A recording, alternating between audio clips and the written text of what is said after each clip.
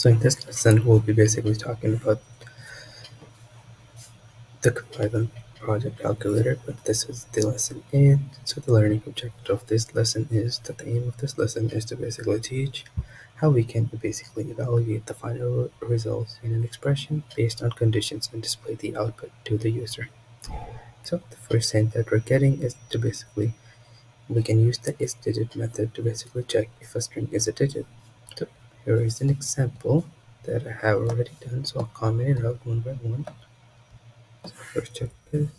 So as you can see, there's a variable num and it has holding a string 1, 2, 3, and as you can see that they're all digits. When we run it, this should print true, because all the numbers here are digits. Okay. Thus the second example, we have another variable called num2 and we have a string 1, a 3, so we know that there is a letter in this word, so this should print false. So true for the first one and false for the second. Okay, let's go back to hints.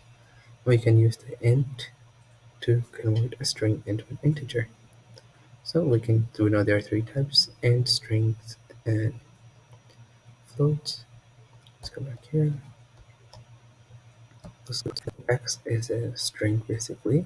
That's 1, 2, 3. And our variable y is converting that string into an integer using the int function, and then we're adding 1 to it. So 123 plus 1 is 124, so it should print 124. Perfect, it does. So we have one here, another example here.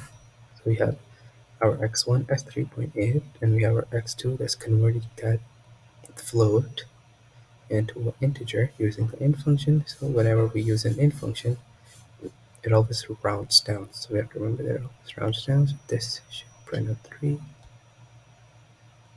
So it does print a 3. Okay. So remember that the first index of a string is 0. So let's go down. So there's an example here we can look at. So we have a list of animals, basically tiger, cow, dinosaur, dragon, just my favorite animals, I would say.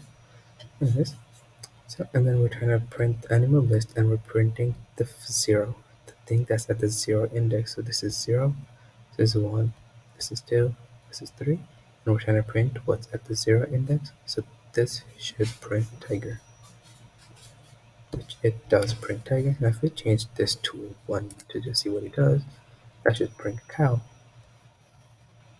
which it does. Okay. Let's go back here.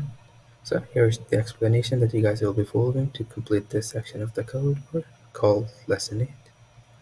There are two multiple choice questions as always. So what does the isDigit method do in Python? And the second question is, what does the code do when choice starts with a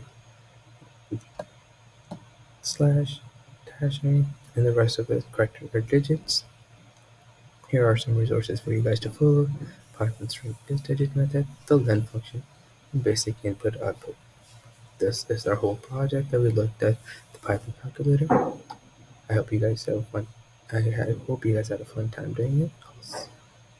Have a good one.